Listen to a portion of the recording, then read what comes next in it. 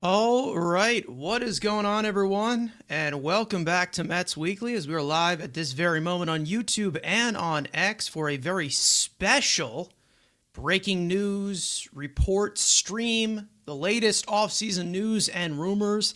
And this is obviously regarding a very highly regarded free agent. Either way, before we get into all of it, I want to remind everyone to subscribe to the Mets Weekly YouTube channel for new episodes of our show, our podcast that is regularly recorded live every Friday at 7:30 p.m. Eastern Time. For those of you watching on playback, you want to join the conversation in the future, make sure to turn on those post notifications to know when we go live, which also includes live reactions to off-season moves such as this one that are not available on audio, only on our YouTube channel. Make sure to follow Mets Weekly on X and on TikTok for more content over there. And without further ado, let's get into the saga that's become insane this past week. I am joined by Matt from Mets Central. His partner in crime, Evan from Mets Central, will be here later on in the stream. But either way, we're going to hold down the fort. So far, to begin this show, Kyle Tucker, the Mets seem to be in pursuit for the top position player free agent on the market. And the report that we just got actually about an hour ago is that the Mets reportedly have offered him $50 million a year in a short-term deal contract offer. Matt, I mean, I don't know how to feel because this has gotten wild. We'll get into how everything has gone over this past week regarding Kyle Tucker, but boy, would this be quite the get for the Mets lineup if they were to land a coveted free agent such as Kyle Tucker, who you can argue top 10, top 15 player in the league at this current moment going into 2026. This is nuts. This is crazy. Yeah, I mean, look, I'm very excited with all the news that came out today. Starting off in the morning today with the whole John Minko thing about the Mets offering him $50 million a year. Whether you want to believe John Minko and whether you believe he has sources or not, whatever, keeping it out there. But of course, we wanted to wait for more of a credible source. And of course, I think the guy that, obviously we have our Jeff Passons, we have our Ken Rosenthal's, the guys that we mostly trust, but the guy that has really had a great offseason so far with breaking tons of news, especially more on the Mets front, is Will Salmon. And we were all saying, wait until Will Salmon speaks, because usually when Will Salmon talks, there's usually stuff that's kind of starting to happen behind the scenes. And around noon today, around 11:30, he ended up dropping his article saying that the Mets are offering him a deal, whether it's 3 to 4 years, anywhere in between, the 40 to like $45 million range. And then, of course, we got the Robert Murray report, which kind of built off the John Minko reports. Whether those reports go hand in hand or whether it was just coincidence that one had the story and the other had the story, he came out and said that he didn't say the years, but we're probably assuming it's a 3-year deal with the AAV reported. But he's saying that the Mets have offered Kyle Tucker an AAV of $50 million a year. And look, whether the Mets land him or not, I do not know. But for me, and I know from my perspective, I'm very excited. And at this point, I know we all kind of want to be skeptical and hesitant because I know in many Mets fans' eyes, this offseason hasn't exactly gone to plan, even though I know both me and you and Evan disagree with the direction that this team is going in. But if the Mets can land Kyle Tucker and, it's going to be on a short-term deal, as we've speculated and stated throughout these last couple live streams.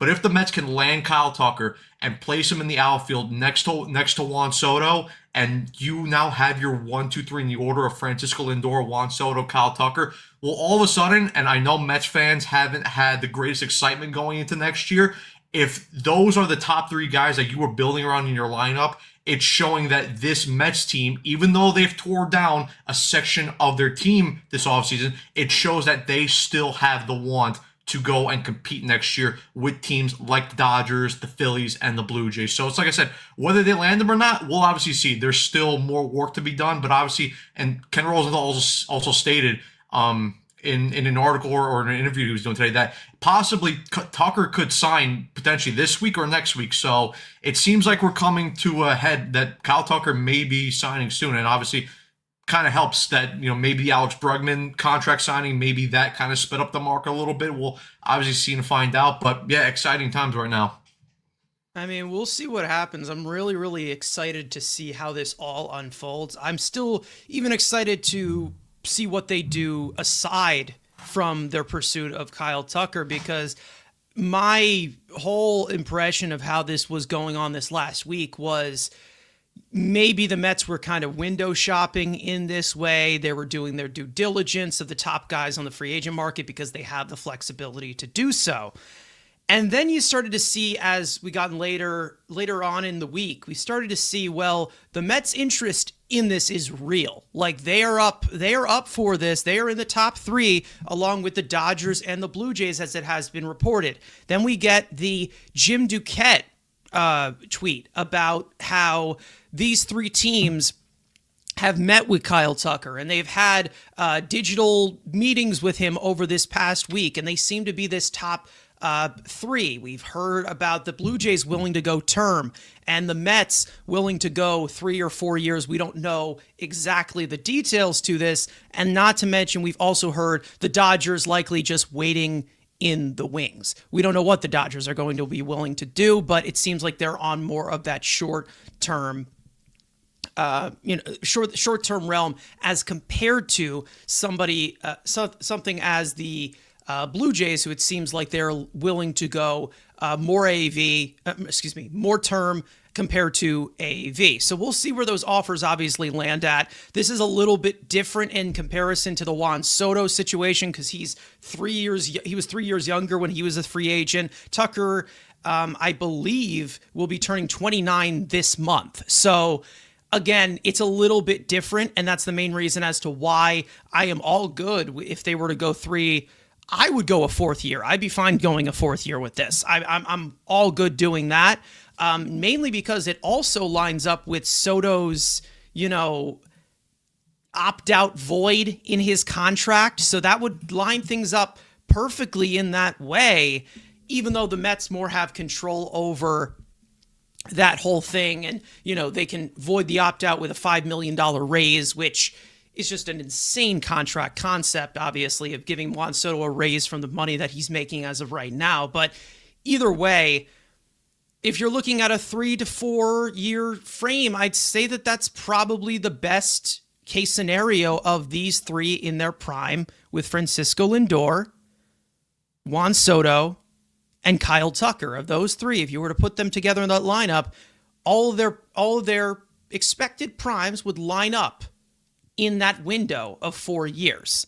Now, maybe, I don't know what goes on with Lindor. Lindor is older than both of them, but specifically speaking, those 3, catching them at the same time, that certain lightning in a bottle, that would be obviously perfect. Now, like we said, we got a tweet earlier today from John Minconi, who is a former Mets minor league player, and he has put out stuff before. He's very active on Twitter.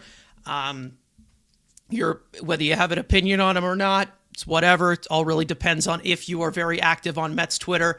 Either way, he put out this report or this tweet saying that the Mets were looking in the Kyle Tucker market, and also that their offer was expected to be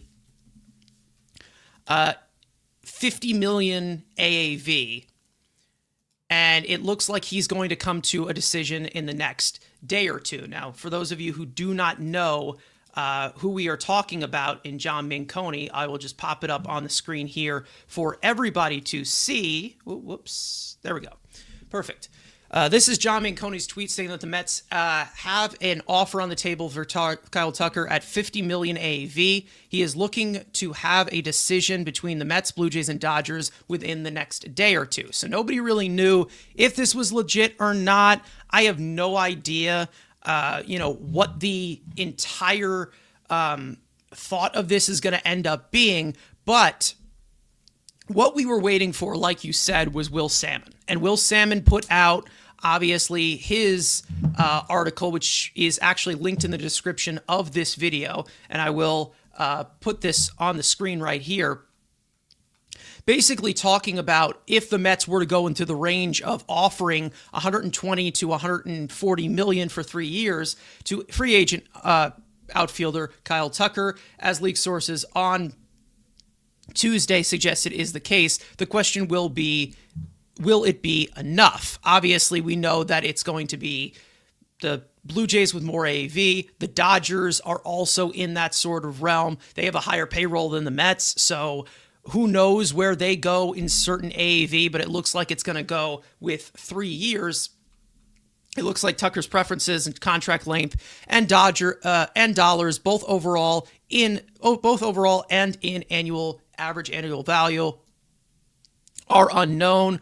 We don't know what his preference is, obviously, but he is one of the best players in baseball, so we do expect him to be, looking for a lot.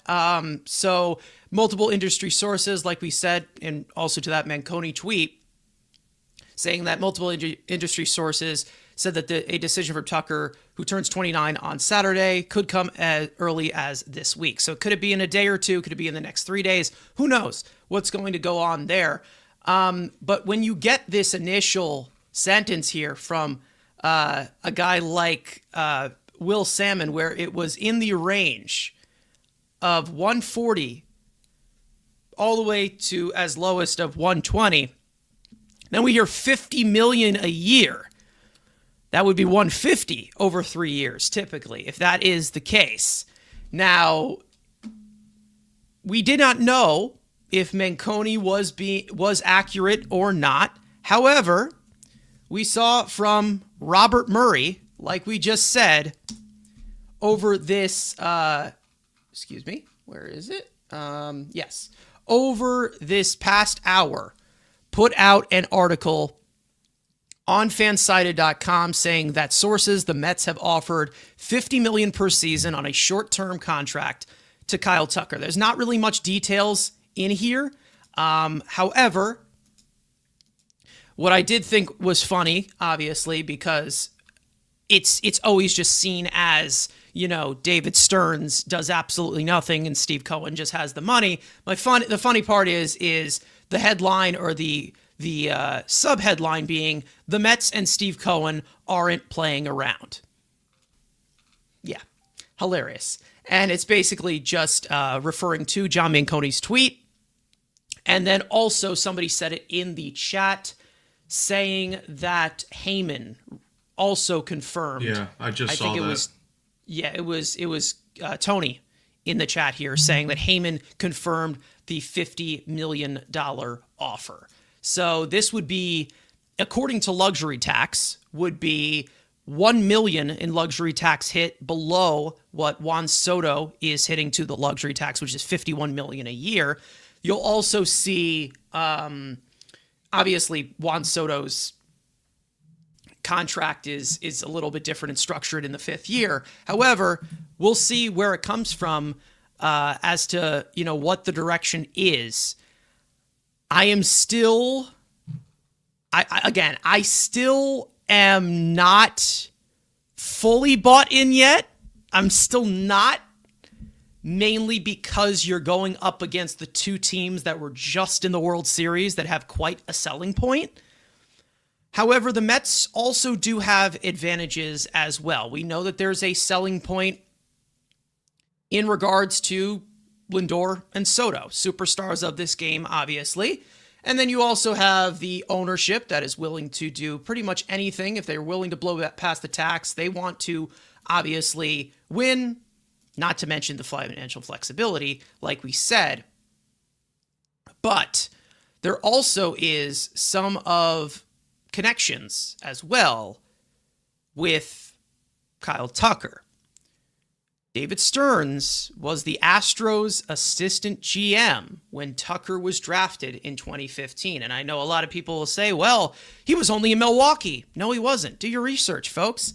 Mets hitting coach Troy Snitker served as the Tucker's hitting coach from 2019 to 2024. Troy Snitker was just hired by the Mets as their hitting coach behind Jeff Albert. Mets scouting VP Chris Gross was there for Tucker's development in Houston.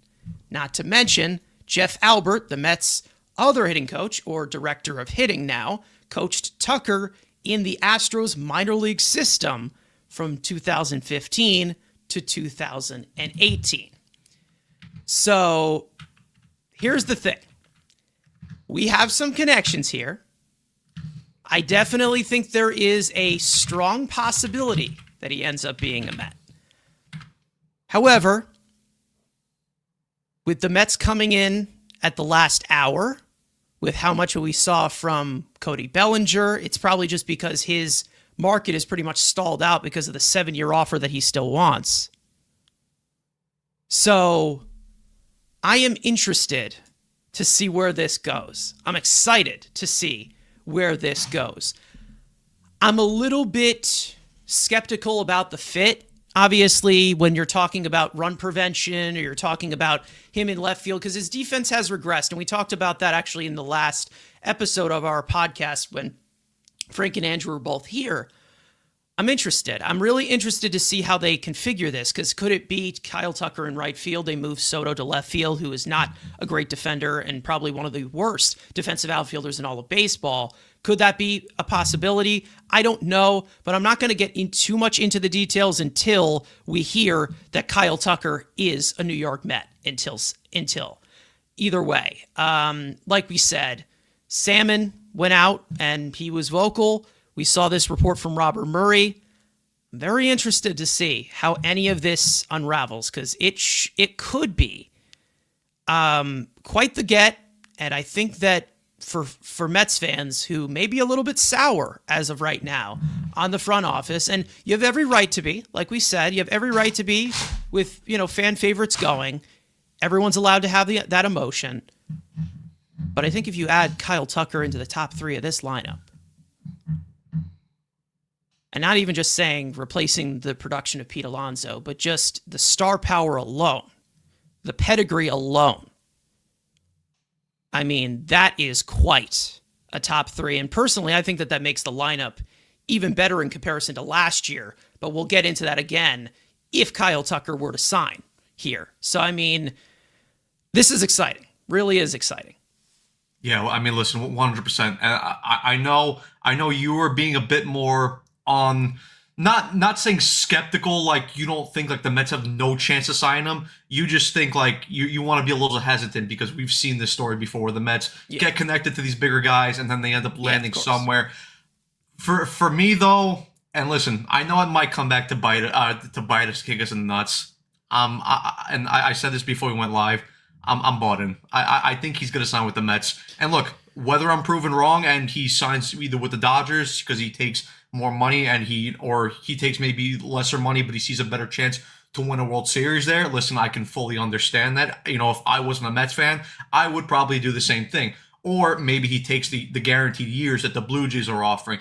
But there are some important aspects that play in favor of the Mets here. Obviously, like you Carson, you brought up the example of there was plenty of guys from Tucker's time in Houston that are currently with the Mets, like Chris Gross, David Stearns, and Troy Snitker, and I'm sure some of those were even present when the Mets were meeting Kyle Tucker, because it was confirmed that the Mets at least have met with Kyle Tucker multiple times, either some in person or either some in Zoom. I think the last meeting was confirmed that the Mets met with Tucker over Zoom, so I'm sure some of those guys were there in that meeting to kind of talk with Kyle Tucker and try to convince him to come to the Mets.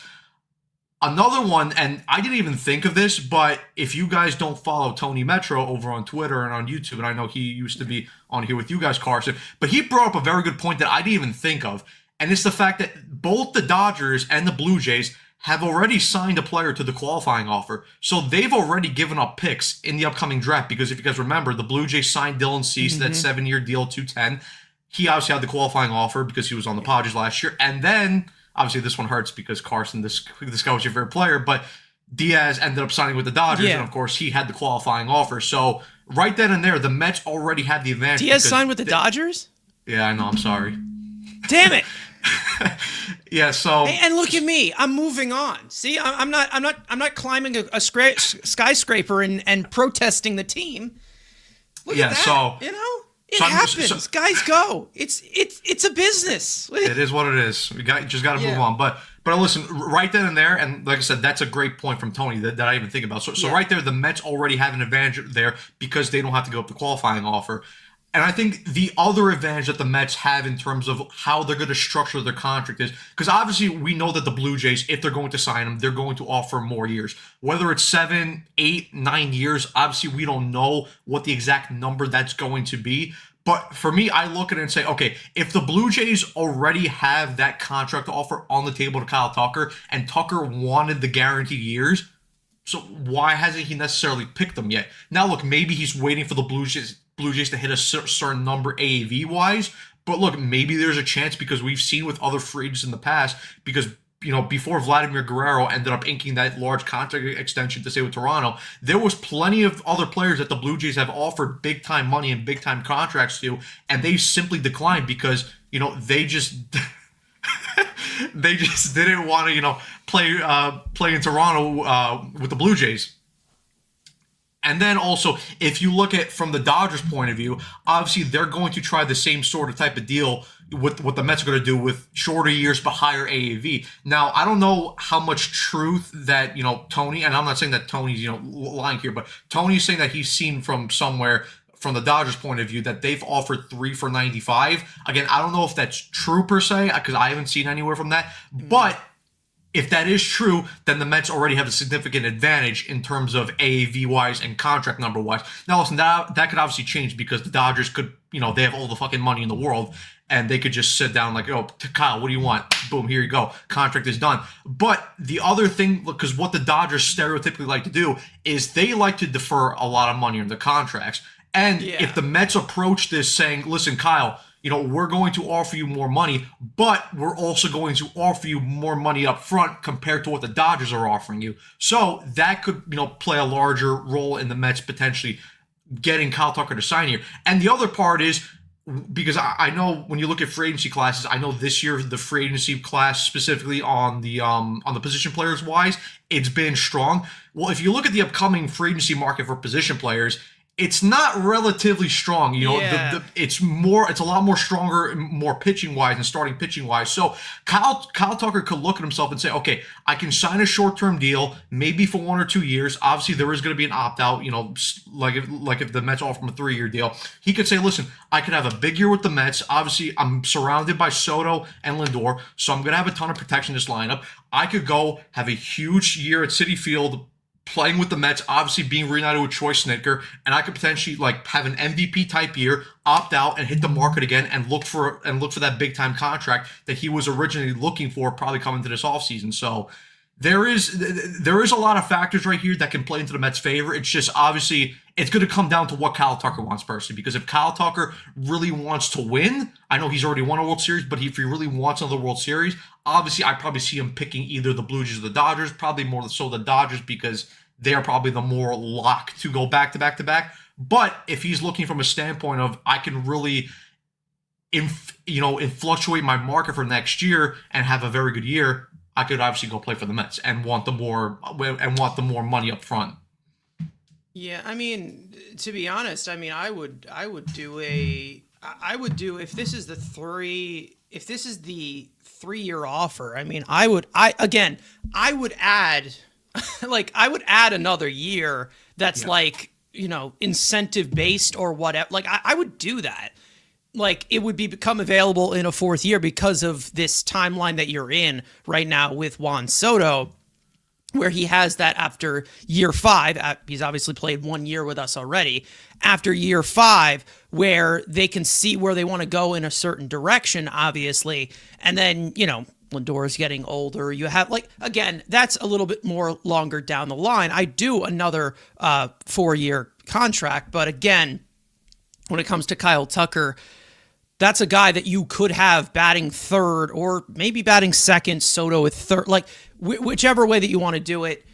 It definitely coats the lineup fairly well, and you also made a trade and kind of got a short-term, a high AAV deal for Polanco, who is a really good hitter. Like, not many people understand how good of a hitter this guy is. Then you also have Simeon, who, again, could deepen the lineup. And again, I do still believe that there's a little bit left in that bat, obviously. I don't want to see the Mets obviously have this top-heavy team.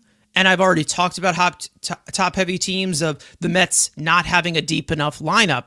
However, they already brought in two bats who are major league bats. And I know that Simeon is not in everybody's favorite. And they look at his, his stats from last year that weren't necessarily good.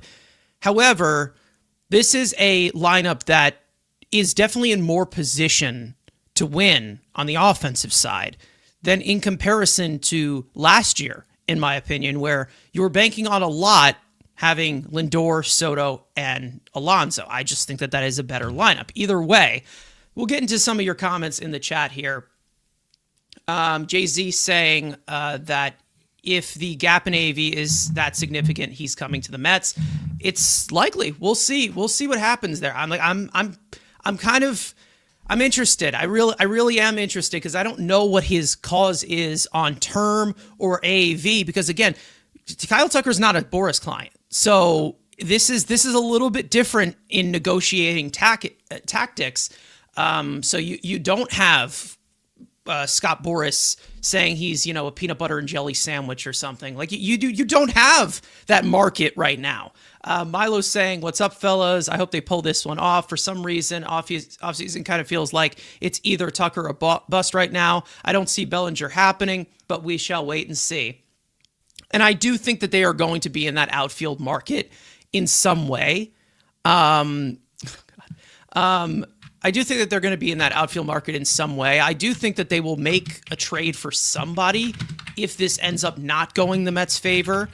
However, the Mets do have a lot of advantages here, but I'm not going to sit here and say that the Blue Jays and the Dodgers don't either. So I feel like they do have some stiff competition to fight off. So I'm not going to completely victory lap it just yet, but I do think that the Mets do have a chance to pull this off. And, when you trade a guy like Brandon Nimmo, like we have said, why would you give 7 years to a guy like Cody Bellinger? You trade Brandon Nimmo to offload that money, offload it long-term to bring in another short-term piece. And I think we all can agree that Tucker is a better player than Brandon Nimmo. So there's definitely some upgrade there. As much as I loved Nimmo for his time here, homegrown guy, nice guy, fan favorite, Kyle Tucker is a better player than him. Just like I believe Kyle Tucker is a better player than Pete Alonso. Oops! I said it! How could you say that? Oops!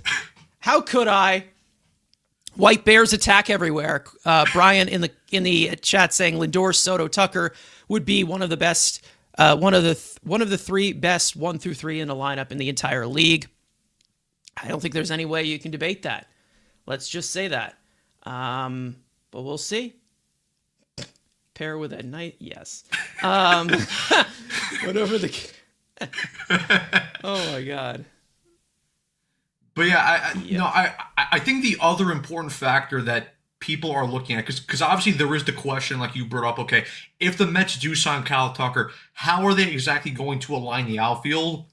And I know because obviously we already have Juan Soto aligning in right field. But for me, I think that you would play Kyle Tucker in right field since he's naturally the better defensive player. And then you allow Soto to move over to left field. And I know people have kind of been speculating, will Juan Soto exactly want to do that? But from everything we've seen and from all the reports, Juan Soto, he looks and sounds like the guy that's he's going to do whatever the team wants him to do. He's going to do whatever it takes to win. Because obviously for the upcoming World Baseball Classic for the Dominican Republic, he's going to play left field. When he was with the Nationals in 2019 when they won the World Series, he was playing left field. So if the Mets come to him and David Stern and Steve Cohen come to him, it's like, listen, Juan, we're going to give you extra protection in this lineup by giving you Kyle Tucker. Would you move over to left field for us to allow Tucker to play right field since he's the better defensive player? I'm sure he would look at it and say, yeah, 100%, I'll move over to left field to allow Kyle Tucker to come in because he's that type of player to do that. And I mean, there were even reports also throughout the offseason that because obviously Soto has looked at, if you look at Soto's season last year, obviously the one big thing that he really improved upon was his base running. Well, there were some interviews that he was doing in Spanish or when he was in Dominican Republic, and he said the one thing that he really wants to work on this year is his defensive play in the outfield. So, and listen, I'm not saying that Juan Soto is going to become a Gold Glove player out there in left field, but if he's willing to improve his defensive play, like how we saw he improved his base running, then the Mets are going to become a better team all around and more of a better team defensively. And obviously, that maybe might even go in hand with the fact that the Mets brought in a guy like Kai Correa, who is known for being very astute defensive mindedness in terms of positioning and how you hit certain cutoff man. So obviously there is a route to go if the Mets do sign Kyle Tucker. The other thing that the other positive to where if the Mets do sign Kyle Tucker, because if you guys recall, there was rumors that Carson Bench, depending on, of course, how his spring training goes, he might have a very good chance at cracking the opening day roster for opening day. Yes. But if you have Kyle Tucker, now you can be a little bit more safer with Carson Bench. You can allow him to start the season in AAA, marinate a bit, and then when he's fully ready, you can bring him in center field. Because if you go into center, or if you go into opening day and you have an outfield of Kyle Tucker, Juan Soto, and Tyrone Taylor in center field, I think we all feel pretty confident that that's a very capable, starting caliber major league outfield. So obviously, if that's the case, and you now allow Carson Bench to start the season in AAA, I think that only enhances why the Mets should go out and splash the money and sign a guy like Kyle Tucker. Yeah, I mean, again, it's definitely a fit because obviously they have two outfielders right now, and you see after that depth chart behind Soto and Taylor, you have Benj, who has not yet made his debut. They have talked about Jet Williams in the outfield, which I don't want to see. But we'll see how all this unfolds as we have the other part of Mets Central getting ready to join us. Let me switch this over here, and then there's the right names. Perfect. Well, Evan, welcome. The trio's back. Either way, I mean, this is crazy. 50 million AV. How do they do this with such a terrible executive such as David Stearns? How? Not only that, how could they do that with an owner that cares about the casino and nothing else? I mean, this guy Cohen, he doesn't care about anything else. But yeah, in all seriousness, I'm excited to see how this goes because in my mind, I mean, it goes one of two ways. It's either, the Mets get Kyle Tucker and we're all fat and happy, and if not, there's going to be some sort of plan B that we do not know about up their sleeves to where maybe they pivot to get like Gino and put him into the lineup, and then they add maybe another bat there instead of supplementing just the 50 million to Tucker. Or maybe Cohen says fuck it and goes out there and gets Tucker, and they still get a guy like Gino to add to the lineup since they are in this department where they're spending short-term high AAV on certain guys. So it's exciting to see that, they really have a chance to lengthen the lineup. But in my mind, you add to this lineup Kyle Tucker, and then you add one more pitcher to this rotation here, a quality pitcher that is. This team's better than they were last year, and that's what's exciting about it. And I know the Polar Bear fan club is going to kill me for saying that. Put your pitchforks down and just wait and see what happens going into the season. Hey, I don't know what is going to end up happening here, but they're at 301 as of right now. Okay, they're 301 on the payroll at this current moment before the tax. And we did get that report about a tentative budget about them being in the 40 to 50 range. If you add in probably 351 in the total payroll for next year with a Kyle Tucker. There also was a report within that report from John Heyman, and I will pop it up, that they will be willing to blow completely past it if that so comes up, if that opportunity does end up coming up. The thing is that if you have, Andrew, I hate you. If you have these certain details of possibly Kyle Tucker, you're in the win now mode. You're not just sitting here, well, we want to give the kids the opportunity. You're in that win now mode. And there is obviously this part where John Heyman says that if there is an opportunity, Cohen would allow Stearns to blow through it. So, again, I don't know where, I don't know where that line stops. And obviously, if you add Kyle Tucker, there probably is going to be some motivation for them to go a little bit more forward. Like, I just don't see them adding Kyle Tucker and that's it. Like that's it. There's nothing going to be of note. They're going to go full on in whether it is Tucker or not. And Tucker is obviously going to be the next move that possibly happens, but we still don't know what's going to happen with the pitching staff. We don't know if they're going to make a trade there. We don't know if they make a trade for a outfielder. Like, we don't know if that's what they try for, like a defensive outfielder. We haven't seen anything yet. First base, who knows? And even with Tucker or Soto, or you could DH one of them at one point, and you could possibly open a possibility for one of the young guys to come up. We'll see. I am interested. Ibby's in the chat saying that he's very confident. He's been a Tucker fan for a while. King Tuck, baby. Welcome, Ibby. King Tuck. That's what he coined, I'm pretty sure. I think the other important thing that, again, like, Mets fans have to look at this in perspective, because I know people don't love David Stearns right now because he got rid of the almighty polar bear. He got rid of the child of God in Brandon Nimmo. But what the Mets are doing right now is, and especially if this point gets more asserted, if they land Kyle Tucker, but the Mets right now are building a lineup and are building a team of winners. You bring in Kyle Tucker, won a World Series in 2022 with the Astros. You brought in Juan Soto last year, World Series champion 2019. Obviously Lindor hasn't won a World Series, but he went to the World Series Game 7 with the Indians in 2016. You bring in Marcus Semien, who's been known as a captain and a great clubhouse leader in his time with the Rangers, and obviously won a World Series in 2023. And like I said, if you bring in Tucker, again, World Series champion 2022. So slowly it looks like that they're starting to assemble and mold a core that could change the culture, but also these guys are proven winners, and they've shown when it comes to the big times, when it comes to the huge spotlights, these are the guys that when they have to come and perform, they perform. Unlike some of our other guys, some of our other core guys, that when the lights have shown or when the lights have been the brightest, they tend to kind of fold under pressure. So obviously, listen, we'll see what They're happens. all proven winners, just like Pete Alonso. Right. Anyways,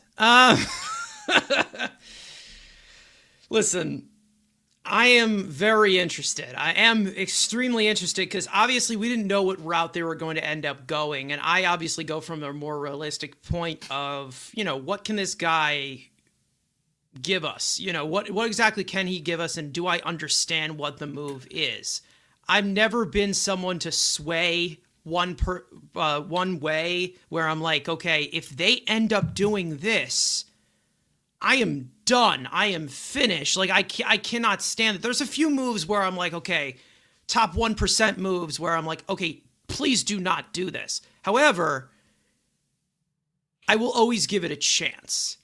And we always know that when it comes to the outfield market, that there are a lot of guys on the trade market that the Mets have been attached to, and they're really casting a wide net in that way. Same thing goes for the pitching, but as for the outfield conversation, there's been talks about Austin Hayes. That's come out recently. There's been talks about Luis Robert. There's been talks about Jake Myers, Brenton Doyle, Lars Nootbaar came up. Speaking of Cardinals, with Nolan Arenado getting traded to Arizona, looks like they are going fully into a retool or culture changing moves. I don't know. But again, I really I really was intrigued from the very, very beginning when they let this 2019 core go, that it opens up the possibilities to maybe fill in avenues that the Mets really didn't pay attention to that much in the past. That being, overall run prevention, overall base running, guys with two strike approaches, guys who do well with runners in scoring position, professional hitters, jack of all trade types of players, which the Mets did not draft or develop. And when you speak of Kyle Tucker, a guy like Kyle Tucker, this is a jack of all trades type of player. Even if you want to go from a certain standpoint of just simply baseball savant. I mean, if you want to just go straight off of that, Kyle Tucker, great quality of contact, barrels up the ball fairly well, doesn't chase, makes a lot of contact. This is a professional hitter right here from all certain points. And I do think that this protects Juan Soto a lot better than Pete Alonso would. I hate to say it. I know we have to be all loyal to our homegrown guy. However, I think that this protects Juan Soto a lot better. Why would he? Well, because you know exactly what to expect with Pete Alonso. You know exactly that sometimes he'll get tied up if he's going late. He'll get tied up with a high fastball. He'll chase things in the other batter's box. He has swing and miss tendencies. However, with Kyle Tucker, he has a lot of different advantages with his hitting profile. And he's mastered it over these last few years. He really has. A lot less deficiencies offensively.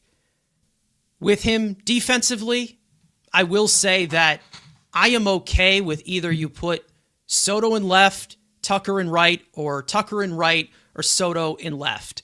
Because each of them have had a point of emphasis where maybe they've fallen off a little bit. For me, I would again preface this that considering, I would say I trust Tucker's arm a little bit more, that I would probably prefer to have him in right field. Yeah, no, I fairly agree with that. Plus, Soto does have a fairly decent arm himself. So, if you play him in left field, and especially if he can improve upon his defense, like he said that, he really wants to do this offseason, then, like I said before, okay, you're not going to get a Gold Glove left fielder out there in left field of Juan Soto, but you might get a more defensively responsible version of Juan Soto and a more reliable defensive version of Juan Soto compared to what we saw last year with him in right field. Where, listen to me. And I know the analytics don't like Soto defensively. Did I think he was terrible out in right field? No, but you can certainly improve upon him defensively. But obviously, you can deal with Juan Soto's defensive deficiencies because his bat and his eye at the plate is that good. I think the other thing with Kyle Tucker, though, and especially when we look at kind of fits and the type of hitters that the Mets have kind of struggled with these last couple of years, because obviously one of the big things we talk about is the Mets are one of, at least, under Eric Chavez, they were one of the worst fastball hitting teams in Major League Baseball. Yes. You look at Kyle Tucker's breakdown, 270 batting average, 479 slugging. So again, he had a good year last year hitting fastballs, and then the year before in 2024, his last season with the Astros, 299 batting average, and then a slugging of 635. And obviously, he's been a good breaking ball, good off-speed hitter. Kyle Tucker is a very good hitter all around. But the other thing the Mets have really struggled with is the fact that they've struggled severely with hitting left-handed pitchers. And if you look at the breakdowns with Kyle Tucker, last year hitting lefties, 269 batting average, 365 OBP, 461 slugging, and 826 OPS with a 134 WRC plus, and it's fairly similar to what he does against right-handed pitchers as well, because that slash line is 264, 383, 465, 849 OPS, and then a 137 WRC plus. So with these additions, and then we saw with the Mets bringing in Jorge Polanco. He's very good at hitting left-handed pitchers. At least last year, he was much more better at hitting left-handed pitchers. Marcus Semien, he's good at hitting left-handed pitchers. So right now, you're seeing, and especially if the Mets do land Tucker,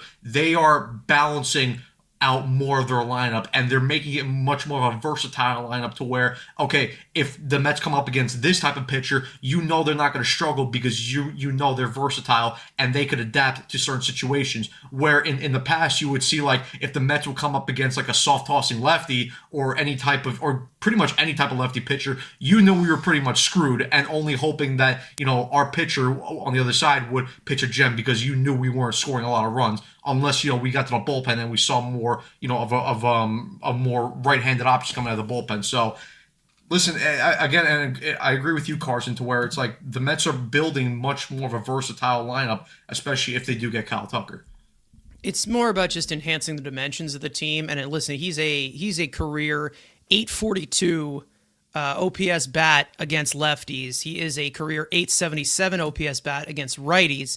But the main reason as to why I think it's so important that he's so good against lefties, you obviously have a lot of high-profile lefties in this NL East division, and when you talk about getting the best quality of contact on these types of pitches, like we said, from the left side, I mean, again, I am going to continue to say it. I'm going to point it out of the profile that the Mets are looking at. Pull, fly, balls. That's exactly what Kyle Tucker does. And not to mention all of his great contact rates and everything that he does well. He really didn't need the Crawford boxes in Houston to succeed whatsoever. Because from the left side, he generates a lot of power. He really does. And again, Citi Field is not the best of hitting parks. We know it is not. One of the main reasons as to why you see so many low-scoring games. However, last year, would have had more. 26 home runs in Citi Field. He would have had 31 home runs in 2023. So, again, Citi Field definitely lines up that swing for Kyle Tucker. So, I think that this is a really, really good fit, obviously. And like we said, also with pitch selection as well. I mean, like we said, great fastball hitting team, great fastball hitting player, not to mention well above average on secondaries as well. So this is a very, very smart hitter that you are going to be getting, and pairing that up with Juan Soto, who is, I mean, a generational type hitter from all aspects. I think that protects him a little bit better. And the only reason as to why I say that, again, it's not just the fact that you have the top three in this lineup.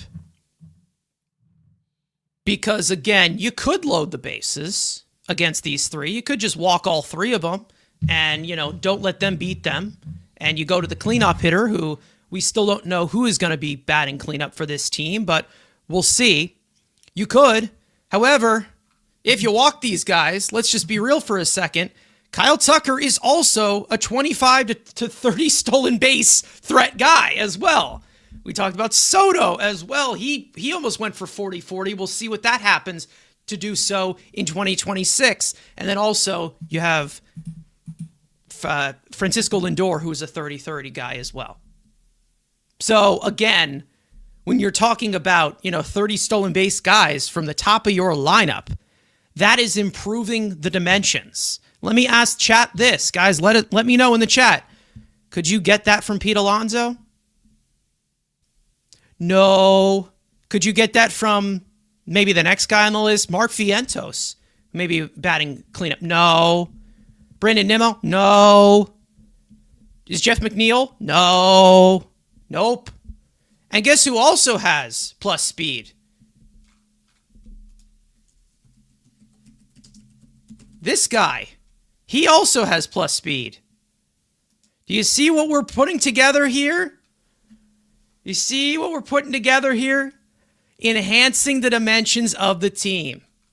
Sprint speed, 81 percentile in sprint speed for Marcus Semien. Do we understand? Do we see the dimensions of this team right now?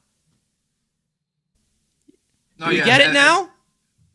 And that's also like one of the bigger things, because I know comparably when you look at how the Brewers have built their teams, and especially when you look at how Stearns built their teams, when he was there from his time in 2015 to when he left in 2023. But one of the biggest reasons why the Brewers are such an annoying team to play against is because whenever they do put the ball in play and whenever they do put the ball into the outfield, one of the reasons why they're able to score a lot more extra runs and they're able to cause the defense a lot more trouble is because of that extra speed on the base pass. And how many times, especially in the 3-game set that we played them last year in the wild card, how many times did a guy like Bryce Terang just put a simple ball into the outfield and he was able to stretch that for a double at second base? And again, that allows you more base running opportunities, but it also allows you more opportunities to score more runs, because now if you get the second base, all you need is a double in the gap, or if you have already a speedy guy on second base, a simple freaking ground ball to the outfield might get a run across. So like you said, Carson, just slowly but surely, and especially if they can get Tucker, and you're adding more of these guys that are more versatile and they have more aspects to their game, you are now the Mets will basically they will be a more fundamentally sound team. And that's something that this team and that core that we've just ripped apart, that was one of their main problems, was they just weren't a strong fundamental team. They lacked a lot of the basics that you see teams like the Dodgers, the Blue Jays, the Phillies, the Braves, the Tampa Bay Rays when they were good a couple years ago. Those teams that made it far and had deep runs and won the World Series, the reason why they were able to do it is because they were sound fundamentally. And the fundamentally sound baseball teams, those are the teams that typically win games and win championships. I mean, it's more of, how we've talked about it, of the star power, the intangibles, the margins being filled. And we've seen a lot of these guys be brought in by David Stearns that maybe aren't the best players, but they fill in the margins. Tyrone Taylor has been brought, Tyrone Taylor comes to mind with that. Guys like Luis Torrens, I mean, what a difference maker he made when the Mets were getting ran all over in 2024. He has one of the best arms in all of baseball. So guys like that who can fill the margins. And I know that a lot of people will kind of backtrack here. What have the Brewers done? How have the Brewers done? They don't win. We don't want to be the Brewers. We want to be the Mets. We want to be a big market team. Okay, well, if you have these little elements of these guys that fill in the margins, you're not going to be the Brewers. You're going to have a little bit more Brewers type intangibles, but you're not going to be the Brewers. And I'll tell you why. Do the Brewers have players like Francisco Lindor, Juan Soto, and possibly Kyle Tucker? No, they do not.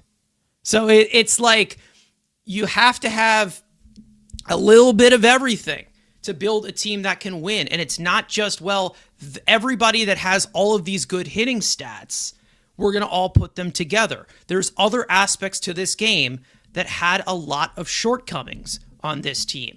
Strictly defense. You weren't getting defense from Pete Alonso. You weren't getting defense from Brandon Nimmo. You weren't getting the best defense or top 1% defense from a guy like Jeff McNeil. Those are deficient parts to this team as to why they always come up short. And because they're homegrown pieces, we'll continue to hear people overcompensate for these players that are just not good enough. And they proved it for 7 years. So let's get players that actually are good enough.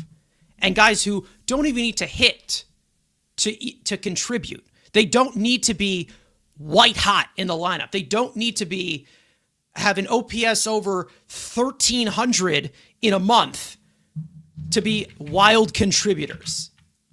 Because naturally, as a player, they can contribute. And that's the type of things that you can see from Lindor, even a guy like Soto, if he continues to steal bases, and a guy like Tucker. That's what you need. You have star power of jack of all trades, and then you also have other guys who can fill in the margins as well.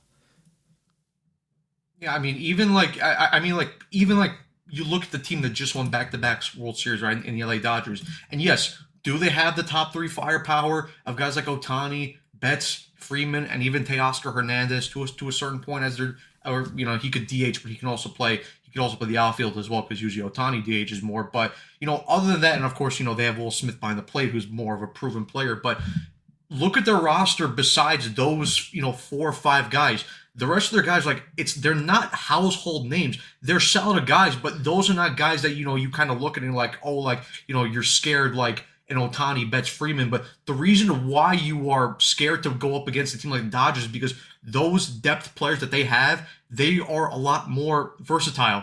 They can play defense. They have speed. They can steal bases. They can, they're good contact hitters. They're good power hitters. They have, they're like I said, they're very sound in terms of just their philosophy and how they team build. And that's something that we've been saying about this Mets team. It's like, listen, you can't just put together a random mesh of players and expect it to work. Like, there is a way to build this roster correctly, and you need a little bit of everything. It's like we always say that, and like I compare it with hockey, right? It's like you can't just win based off your superstars alone.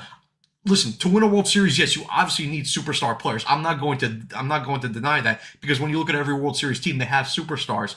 But what really takes a team over the top is their depth and their philosophy and how they play, and they play underneath the hood with their defense, their base running, and all these little things that maybe don't show up on the score sheet, but when you actually look at how the games are played and you break them down like inning by inning and pitch by pitch, all those little factors, they play together and they mesh together to why a team is that dangerous and that good, like the Dodgers have been the last 2 years, when they've won back-to-back World Series.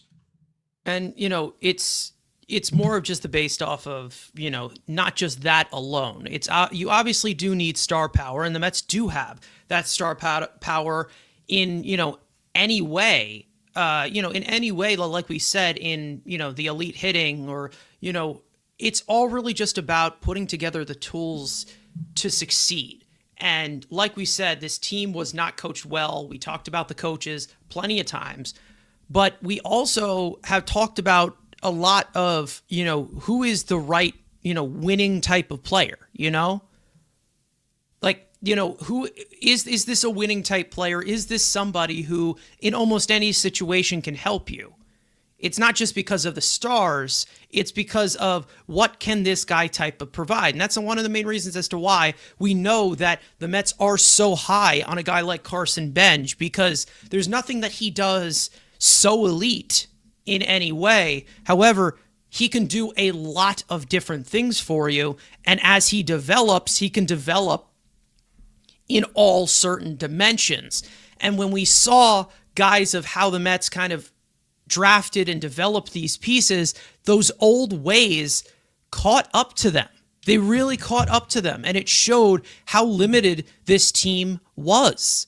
When you draft guys like, Mark Vientos, who is slow as all dirt, you bring in guys like, you draft pieces that, guys like, Pete Alonso, he's great. He is great. He's a fantastic hitter.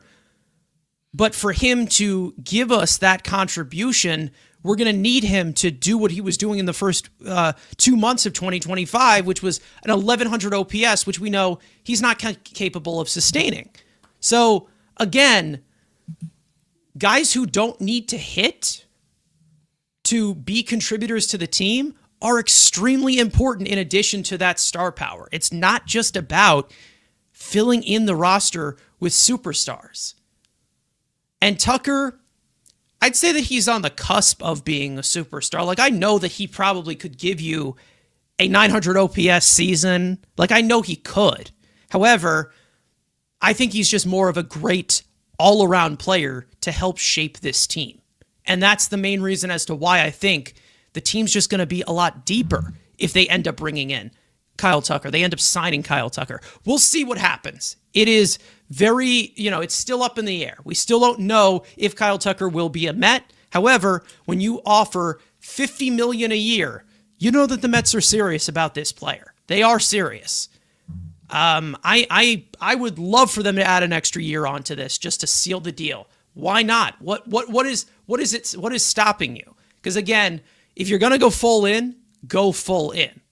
There's only two ways that I like to go. There's only two ways that we'd prefer to go. Don't half-ass it. Don't waste everyone's time. Don't be the Rangers. Don't do that. If you're gonna go all in, go all in. And I think that that's basically what their mindset is when you hear reports about, well, if we're going to blow past this threshold, let's blow past it completely. Not to mention, here's another factor that we didn't even mention. The CBA might be completely different. Yeah. Go all the way past it. Blow all the way past if that's what you want to do. But you obviously have to do it smart. You have to do it in a smart way. Mets have been disciplined so far this offseason. They've been very, very particular. And Kyle Tucker's market kind of cooling off over this last month after the winter meetings has kind of put them in a position where they can offer this to Kyle Tucker. But this is how you win here. You have to spend not only correctly, but wisely. Not on guys like, Starling Marte. Not on, guys like Brandon Nimmo, who are good players, but are they deserving of that certain value? No. And that was the main reason as to why this team was tied down to, well, we can't do this. We can't do this. We can't have this type of flexibility in this way. Well, now it's time to open that up a little bit. Open up the dimensions of this team. You don't have to tie yourself down to anybody. Figure out how you're going to build a full-on roster so we don't have guys who are coming from the Long Island Ducks on our bench or in our starting lineup. Just build a deep team. That's what we want because that's what the Dodgers are. They're not just superstars. And I think a lot of people ignore that. I really do think that they ignore it because of Shohei Ohtani, because of Mookie Betts, because of Freddie Freeman, which again, they're great players. However, they also have other guys on that team who help them win baseball games. Yeah, 100%. And listen, I think when all is said and done, because Kyle Tucker's birthday is actually this upcoming Saturday, so maybe we get a resolution by the end of the week. Obviously, we'll see what happens. But I am interested to see what this final contract is going to offer, or what it's going to look like when Tucker ultimately accepts where he's going to sign with.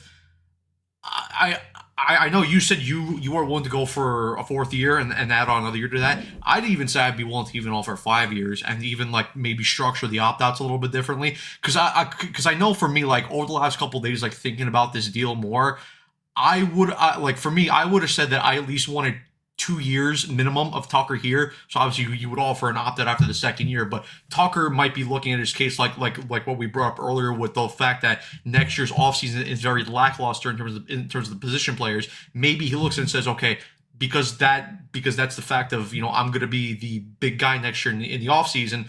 I only want I only want the opt-out after year one. And at first I was a little I would have rather him be here for 2 years minimum, but I have kind of softened up to the fact that he might only be here for 1 year because of the fact also, like you said, Carson, there might be or at least it's looking like there is going to be a lockout next year. So, and we don't know if we're going to have baseball next year. So at this point, I'm looking at more okay, just give me the one guaranteed year. Let's see if we can win a World Series, because obviously, like I said, we don't know if there's going to be baseball next year. And listen, maybe Kyle Tucker likes it here. He opts out and the Mets end up signing into another contract. Who knows what could happen?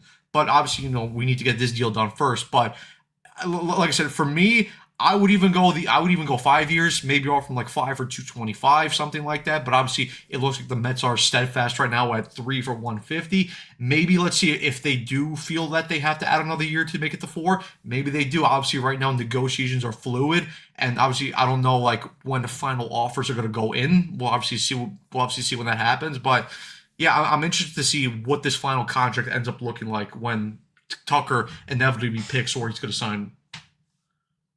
Yeah, and that's the main reason as to why I am a little bit more confident in this way. Like we said, Marcus saying that even if the Mets get Tucker, they still need a right-handed power bat. I mean, that is true. It is definitely true that they probably need to add something else to this lineup. But I also have this thought of, you have a lot of professional hitters in this lineup and a lot of profiles that the Mets like. I mean, if you were to add Kyle Tucker to this, I still think that the lineup is deeper as compared to what you were getting from last year. You weren't just relying on the kids after the top three in the lineup. You have Marcus Semien, who, again, I will emphasize, I do believe there still is something left in that bat. And you also have Jorge Polanco. So, again, maybe Francisco Alvarez. Like, you got to see one of the young guys obviously do something, but we'll see how they approach this. I do also want to see them add somebody to the bench too, because as it currently states right now, even though Tyrone Taylor will likely go to the bench, Jared Young is is right now on your opening day bench. So again, we'll see. We'll see where it takes us. Could that right-handed power bat just be, Vientos with better hitting coaches? I don't know. No clue. But I'm not willing to sit here and try and figure out exactly what else they need to this lineup before this obviously goes through. It seems like this came up really fast, or the Mets were just monitoring it the entire offseason and just waiting to pounce. But I am very, very interested to see where they go, because they have already added 2 bats that I feel like makes this lineup deeper. They have experience, and they still have a little bit left in the tank. And I know that Semien is the worst hitter in all of baseball now to everybody. But it's all more about the process that is being held in. And the process that's being held in, to me, in my eyes, how I'm looking at it, of the certain profile they have and the certain plan that they have, again, like I said, pulling fly balls. And that's something that Semien has always been reckoned to do, even with low percentile bat speed, which, again, his bat speed is not the fastest. Again, like in certain cases of talking about just Marcus Semien, his bat speed isn't fast. However, it never really was. And that's the main reason as to why he was able to generate so much power and he was able to hit, 40 home runs or whatever, is with pulling fly balls. And if you have that certain profile of a hitter, it can turn good hitters into great hitters. It can turn great hitters into elite hitters. And I'm not saying just pull everything, like we have said, not pull everything, but a pullable pitch, fastball right down the middle, pull it. Pull that thing. We saw so many times with this team, right down the middle, slapping it to the opposite field. No more of that. No more. Let's do what modern day hitters do. Whatever happens, happens. Whatever happens, happens. Exactly. No, but I'm just confident in this process, and I'm confident in the weapons that they have in this lineup because of the shakeup that they made, obviously.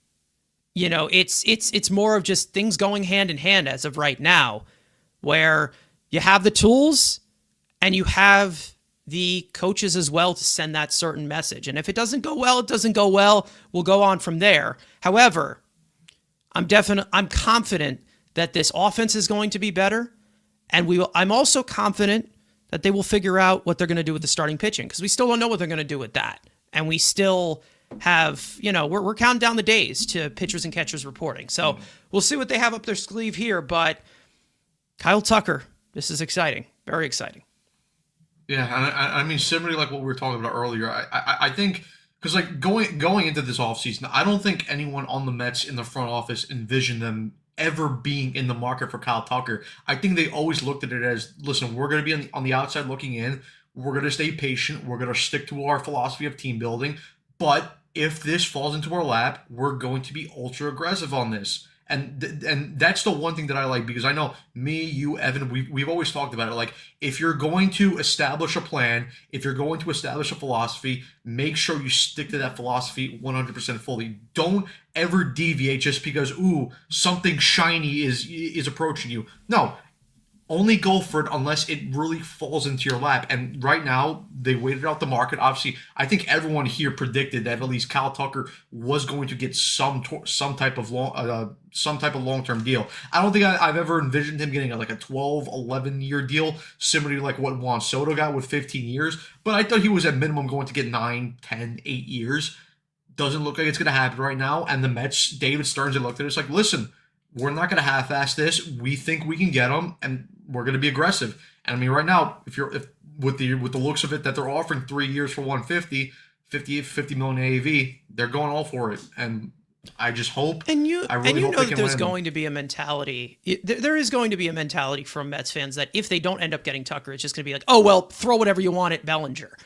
That's probably not where they're going to go. That probably isn't going to. And it may sound as frustrating, but you know, if they didn't end up getting Soto, I didn't think that they were going to go as far into the next best thing. It's about if this player is in the top 1%, if they are worth being overpaid to get them, go ahead and get them. But if you don't end up getting them, you don't just completely panic move to the next guy, because that's how you end up with Starling Marte contracts and Brandon Nimmo contracts and all of these guys who you have locked down for so long that they deteriorate. And with Kyle Tucker, you have him signed for 3 years. That's his prime. That is his prime. And, you know, he is one of the best hitters in all of baseball, one of the best players in all of baseball. So that is definitely a good third option in that lineup. He'd be the third. That's crazy, isn't it? Third.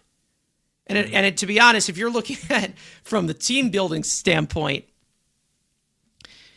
you have Soto and Tucker both in the 50 million range yearly. That probably makes us think, hey, maybe Francisco Lindor is underpaid. Isn't that crazy to think about it? And I know, yes, I know he's completely overpaid and he's the devil and he destroyed our clubhouse. But again, it's one of those things that, again, if they have a certain philosophy and they stick to it, then you're going to have some consistency in that way. And I will even give you a strong example of somebody that nobody even wants, but it makes sense. And listen, I don't want him. I don't want him at all. But it makes sense why they are doing it, because it fits into a window of the mindset of what they're looking at. Here we go. Austin Hayes, a guy that the Mets have been linked to. Nobody wants him. I don't want him. I don't prefer him at all. However, what do we see about Austin Hayes? Interesting. That's interesting. He pulls fly balls. And he's a fastball. And he's a fastball hitter too. And he's a fastball hitter too. Do we see like this is connecting here, right? We have a certain hitter profile, a certain dimension player. Like, again, Austin Hayes, I know, was banged up last year, but he did well. Did well offensively, 768 OPS, but he also has a strong arm. He also can, give you a decent amount of power. And then I also know that his arm has been better than this before. Yes, his arm was better than this, but I think he had surgery on something. But again, I don't want Austin Hayes. However, if they were to sign a guy like Austin Hayes, right, I would understand it. I wouldn't be thrilled about it, but I understand it because it fits a certain profile. And maybe the Mets see something there. Who knows? Because, I always talk about it on our show, and people give me shit for it. I say, okay, I understand. I understand why they're going this way. I don't agree. And when I say I understand, it's not that I 100% agree with it, but I'm someone who likes to do my research in this way, right? I like to do that research of a certain player. Another guy, Luis Robert Jr. Defensive specialist. He's fast. He can steal bases. What do you know? He pulls fly balls. We starting to see this? We're starting to see you see how this is lining up here? Like there's a certain profile that they want to maximize, whether it is a highly regarded player or it's a lowly regarded player that they need a bounce back from. I can do another one, another guy that's out there that the Mets have been attached to. Brenton Doyle. Great defensive player.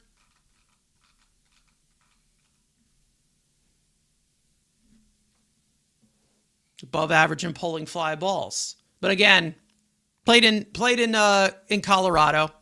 Again, different. So again, there is a certain profile that they're looking at that they're going to either look to maximize, or it can come from superstardom if that becomes available. You think Alvy will hit 11 home runs again? Eric Chavez is not in that dugout, so I don't think so. No, And to be honest, with that certain power that he does have, Francisco Alvarez, with a certain hitting profile that this guy has, you could get 40 from him. Will it happen? I don't know. But you could get 40 from him. You could. I mean, in a short time in 2023, what he hit almost 30, like 25 home runs around there, 26, 27. Yeah. So, and you actually give him a guy in Troy Snitker and Jeff Albert, who, again, their philosophy is pulling the ball and hitting the ball in the air. Well, with Francisco Alvarez's raw power, which is why the Mets signed him in the first place, you're going to get a monster power hitter out of Francisco Alvarez. I wonder why he has 22 home runs. I wonder why he has 22 home runs over the last 2 seasons after that 25 home run season. I wonder why.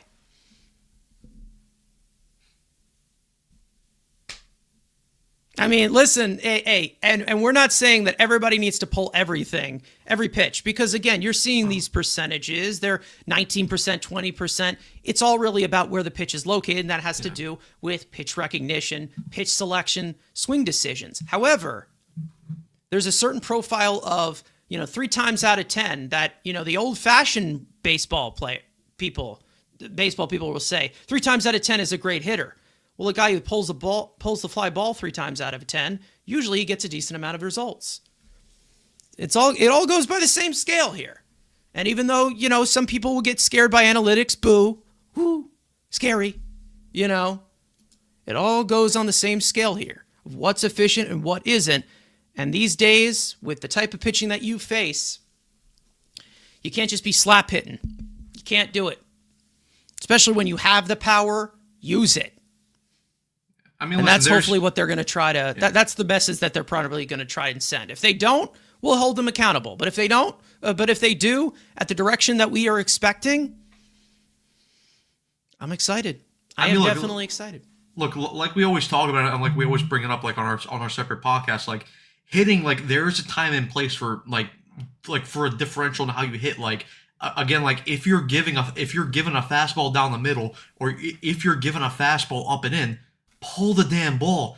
But if you're given a changeup or a curveball to the outside corner, take the ball to the opposite field because that's where you're going to do the most damage with it. Like, it's not a hard concept to understand. Like, when you're given a certain pitch, pull it. But when you're given another pitch, put it to the opposite field. Like, it's not that hard of a concept to understand, but it's attacking and doing something that's going to get you the best results. That's basically all we want out of these hitters, and that's all we want out of our hitting philosophy. Yeah. I mean, listen, from the pull fly ball aspects, Vientos as well. We know he's got an insane amount of power. Again, we know that he has had success to all fields because he does have that certain raw power. This is more of just the guys like Semien or guys like Polanco.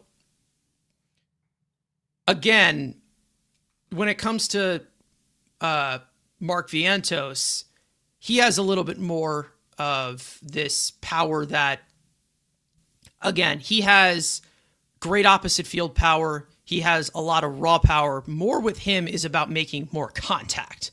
That's basically it. But when he does end up giving contact, a majority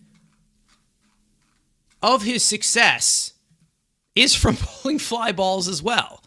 And the majority of his power is generated from pulling fly balls as well. So again, it's all about the philosophy that is being installed. It's all about the message that's being sent. And when the message is not inconsistent, then you have a more fluent and more efficient offense. That's what they're trying to do. Not to mention you also have more guys who are major league hitters, have that experience. And that's why I'm more confident about this offense now with those guys gone. Yep, 100%. And it's, again, and not everything is going to work. Not everything is going to be 100%. We're not speaking in absolutes here. However, efficiency does not mean perfection. And the Mets have not been efficient. They just have not been an efficient baseball team. And they need to find that certain efficiency, whether it is with the homegrown sweethearts or not. I mean, that's basically it. They needed to go a different direction. And hopefully the direction that they are going right now, hopefully they come out victorious in it. I hope they do. It would be awesome. Yeah, we'll see. We will definitely see. But just so you know, there is a plan in how they are approaching these hitters. It's not just, well, who has the best stats? Who has the best this, have the best that? It's something that they like. And it seems like pull air legends is what they like.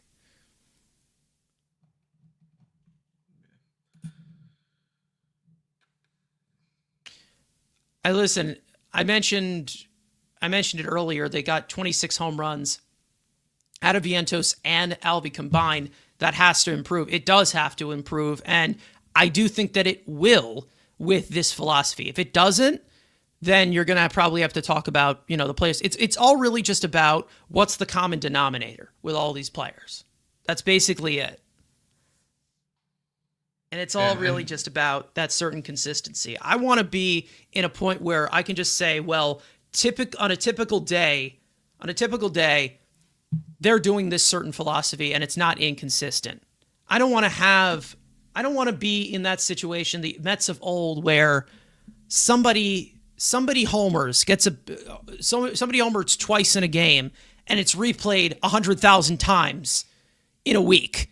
Like, I want it to be a consistent thing, thing where we're seeing somebody pop off one day or another, one day or another, because they have a consistent message being sent to them. And this is just on the hitting side. Pitching is a whole other discussion, but it's about this team being efficient. That's what it's about. Not about being perfect. It's about this team being efficient, and they're finally looking in the direction of modern day efficiency for this team after Stearns gave you 2 years. They gave you 2 years to figure it out. Gave you 2 years, gave Eric Chavez 2 years. Now we're going in a different direction. Yeah, and I mean, listen, that's the thing. It's like, and this goes through always, like when we talk about in hockey, but when we talk about in baseball, like, I know we kind of come off and we kind of sound like we're expecting perfection, but listen, in reality, you're never going to get perfection in sports. Like, at the end of the day, like, these are human beings. Like, people are going to make mistakes, but it's all about, and this applies to the better teams, like what we talk about, like with like the Dodgers, the Braves, the Phillies, the Blue Jays. The reason why they're good is because they're consistent, and not also are they consistent, but it's all about reliability. Because you can win certain ways, but it doesn't mean that way you're winning is going to be reliable. Because again, we've seen the Mets throughout the last couple of years. They've had runs where the offense is not going great, but their pitching is bailing them out. And again, like we stated, like, yeah, cool that they're winning this way, but it's not sustainable. It's gonna catch up to you eventually. And look what happened. It caught up to them, and it caught up to them in dramatic fashion, and they ended up missing the playoffs last year. But if you're building the offense this way, and like we said before, you're bringing in these more toolsy players, and you're bringing in these players that fit more the philosophy that David Stearns is going to bring in, now you're going to see more of a sustainable way that the Mets are going to play. And not only that, they're going to play in a more sustainable way, but they're going to win at a sustainable way. And again, that's the key to being a good team. That's the key to being a World Series. It's all about repetition. If you can, be repetitive at the way you win, you're going to be a good team. Like it's a simple concept. Yeah. It's just one of those tweaks that needs to be made for modern day baseball because it is the most efficient way. And either way with that, again, when you talk about, these certain hitters, it's also about the young guys too.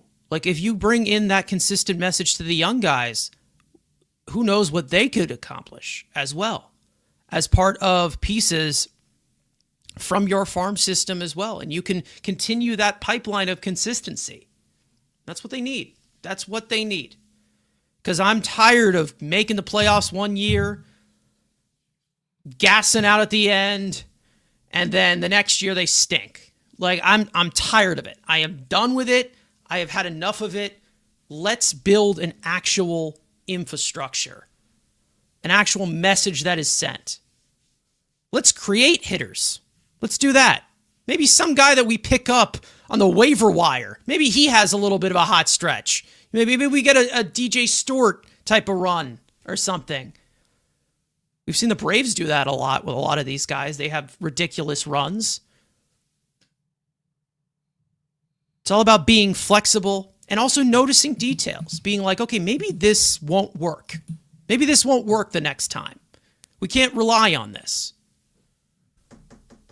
And we always bring it up, especially on our podcast, but do Mets fans need to remember who was the guy that killed them in the 2024 NLCS? A guy by the name of Tommy Edman? Does anybody remember when the Dodgers picked up Tommy Edman? I don't think anyone was too afraid when the Dodgers picked him up, but what happened? They made the adjustments. They got him in their hitting lab, and he turned into a fucking monster in the playoffs. And he single-handedly was one of the reasons why the Mets got eliminated in that NLCS. It's all about it wasn't Ohtani. It wasn't Freeman. It wasn't Betts. Like it wasn't that. It was Tommy frickin' Edman. You gotta have a good message. You gotta have a good message that is sent, and that creates a lot deeper of a hitter, the more consistent. The philosophy needs to be taught, and it's not just the fact of, this all just needs to be better. We need better stats. We need better players. It's the fact that the message needs to be sent. You can find talent almost anywhere as long as the message is good within the organization. And hopefully that is what translates. I'm hoping. I don't know if it's going to end up happening, but I think that they are in a better direction as compared to what they were with the old coaching staff, not to mention the old core that I feel like also got complacent in that way. So I am all for what they are doing, and I am extremely excited to see what they're going to be able to do. And I know a lot of people,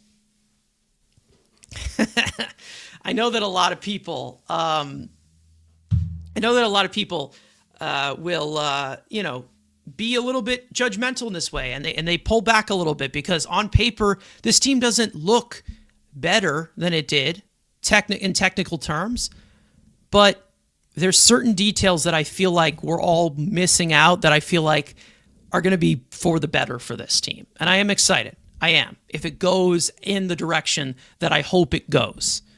But we all have to see it first.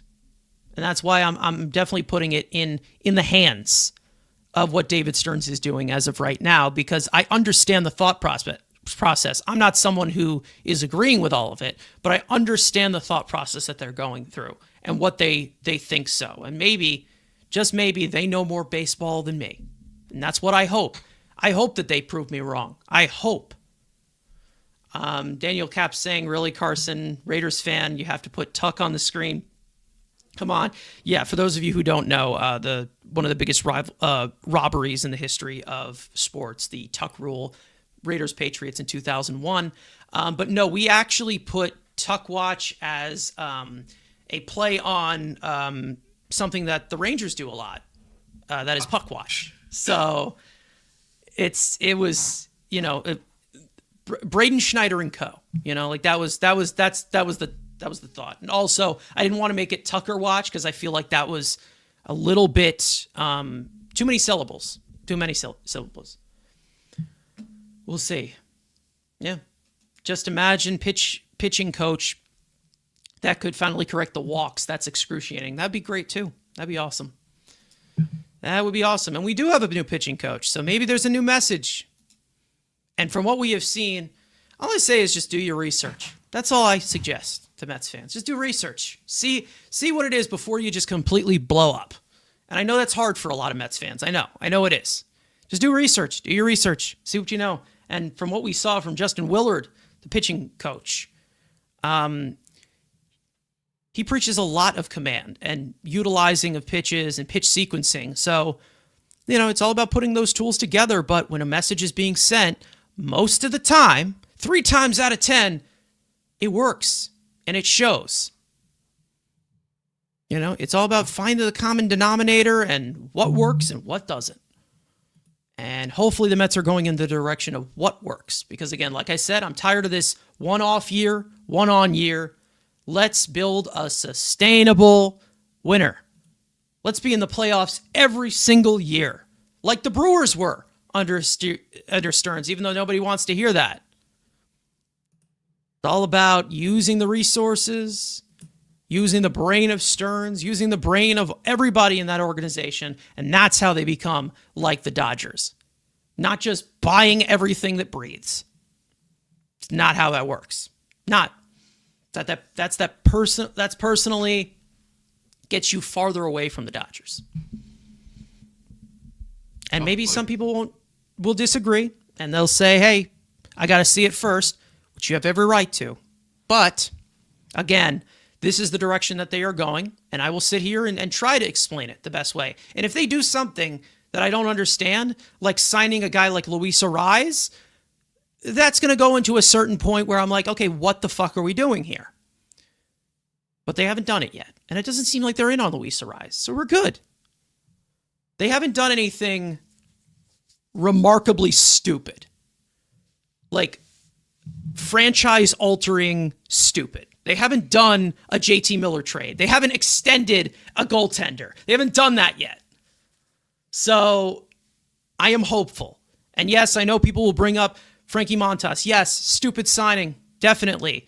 But is it hog tie? Is it tying us to the train tracks as of right now? No, because it was a 2-year deal. 2-year deal.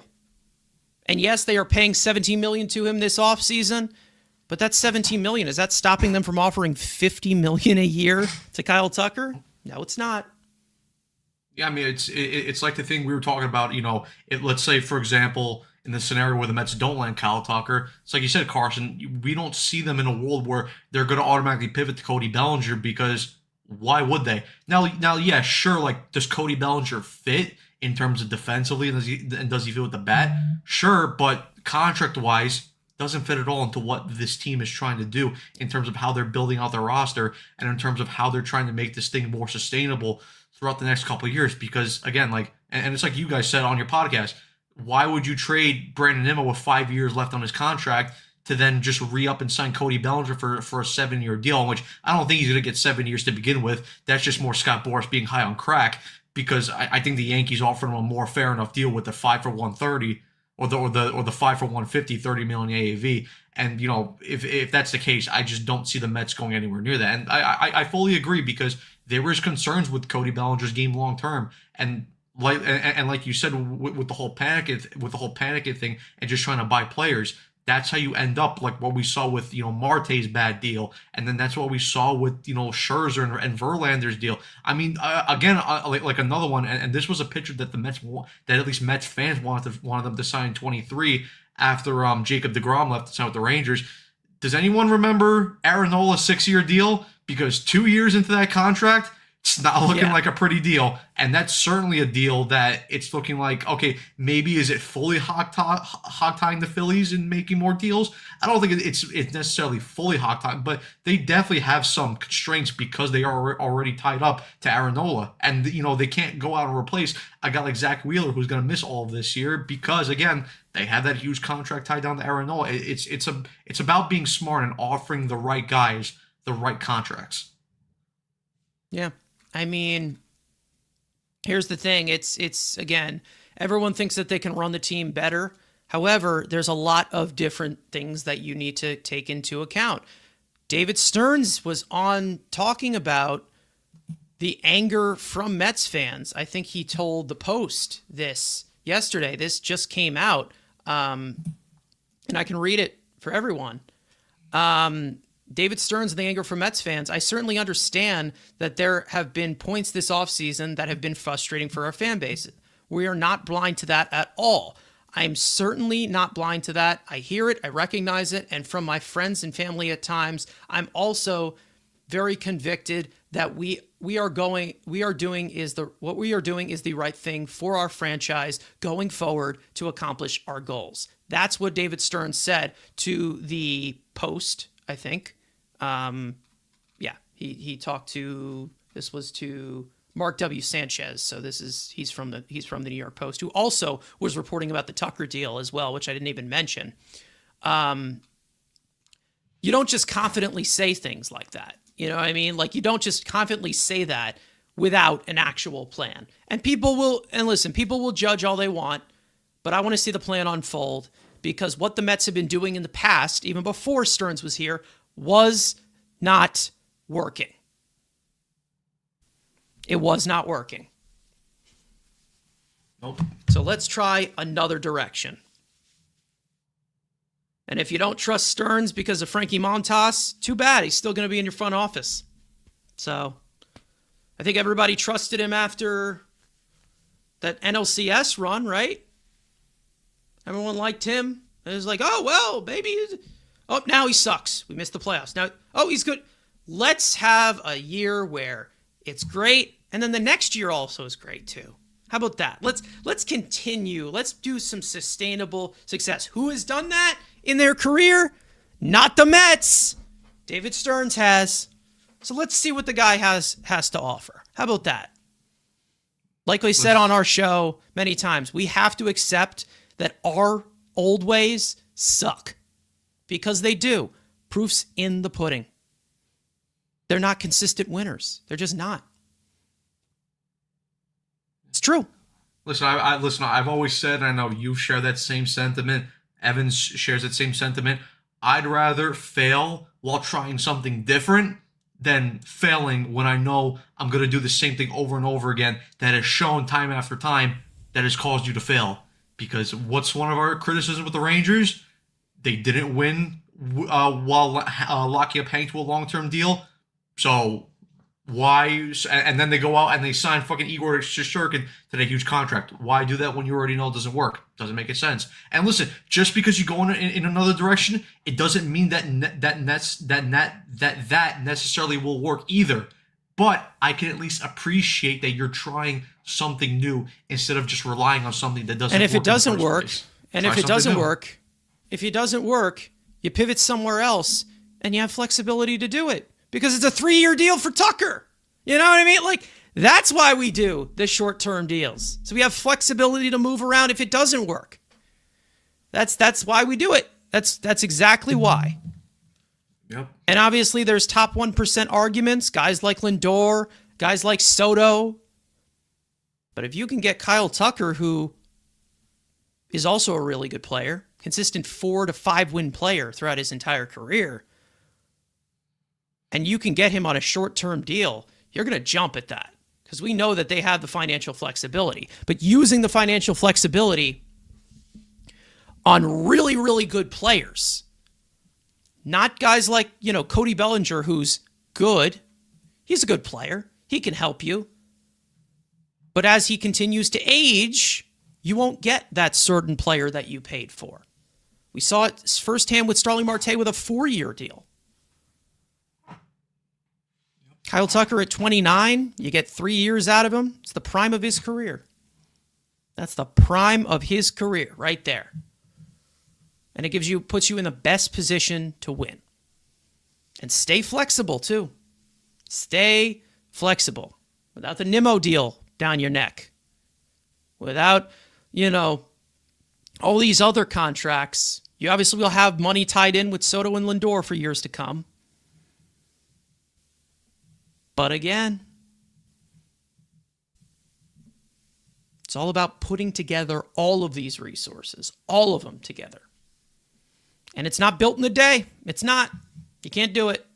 Not possible. Can't just say, well, we have this now, officially. And I know a lot of people won't hear this. The Dodgers were sold in 2012. That was a long time ago, 14 years.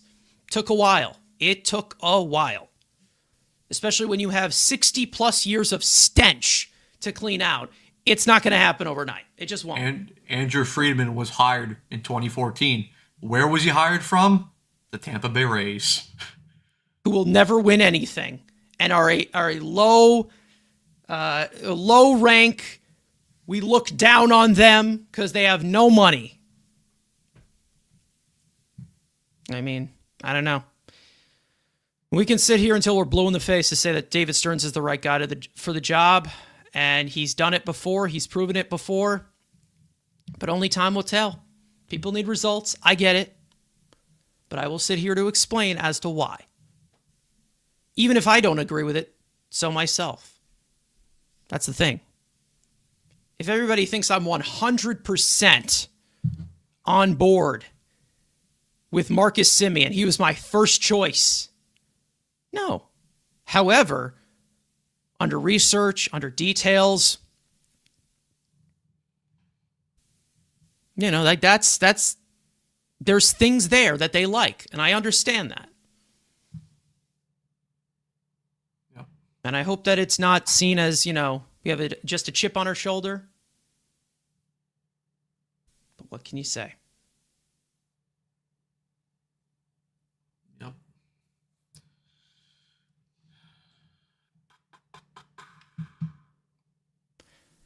Joshua saying, and I think this is in terms of Semien, saying, I expect a rebound in his bat, nothing insane, but enough to be supportive. And that's all they need.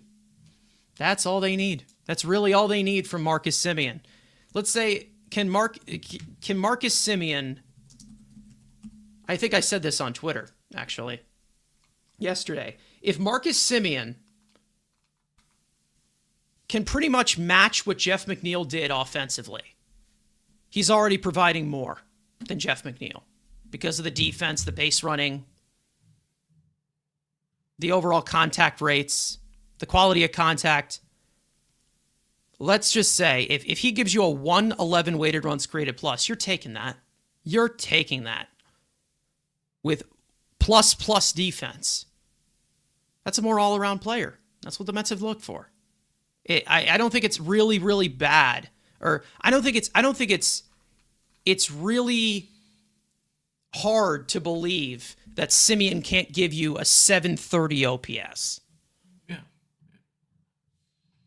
Yeah, that's one of the things we were talking about, like on our podcast. Like, okay, you acquire a guy like Marcus Semien, and listen, and I'm not expecting him to ever go back to what he was in 2021. It's because it was the first of the series of culture-changing moves for this team. They weren't always done. The first.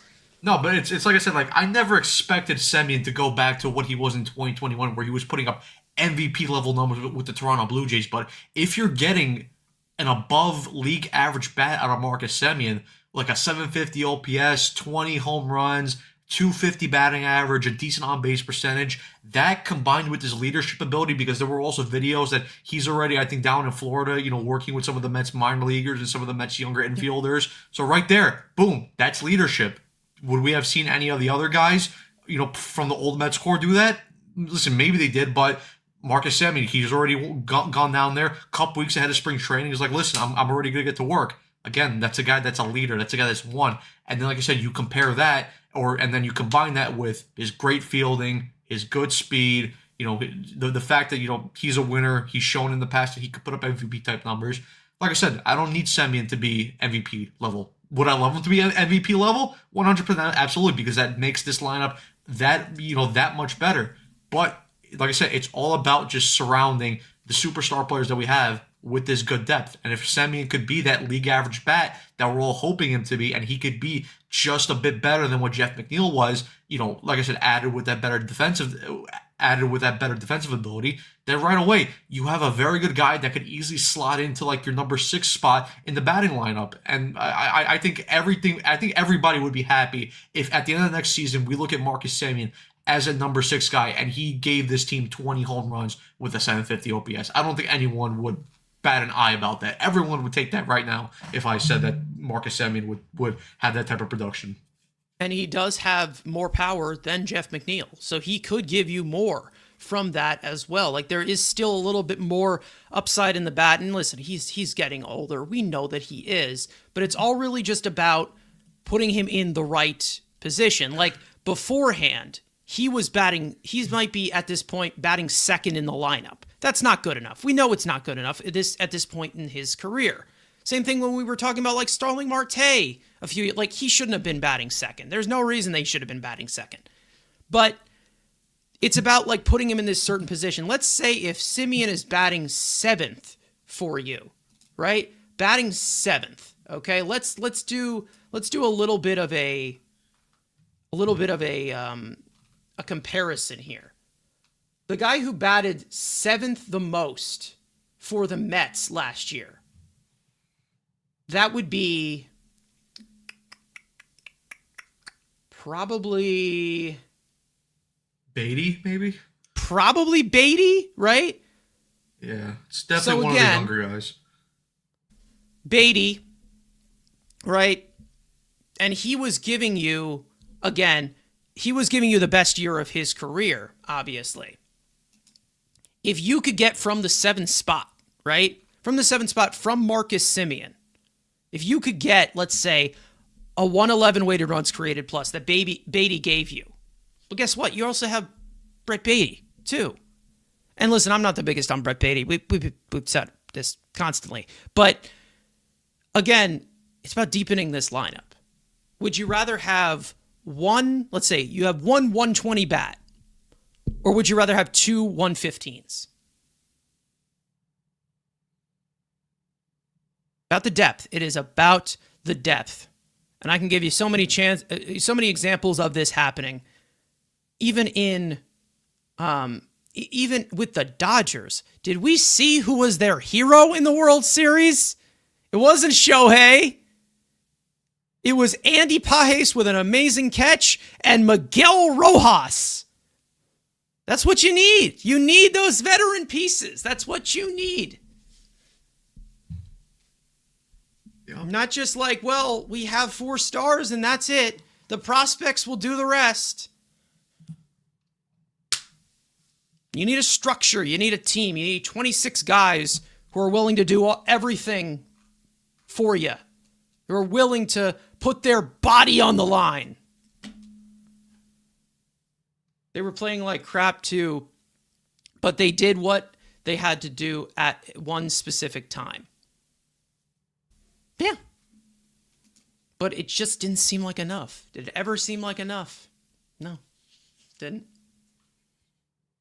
It's all about finding a consistent balance. That's what we want. And consistently, this team was inconsistent last year.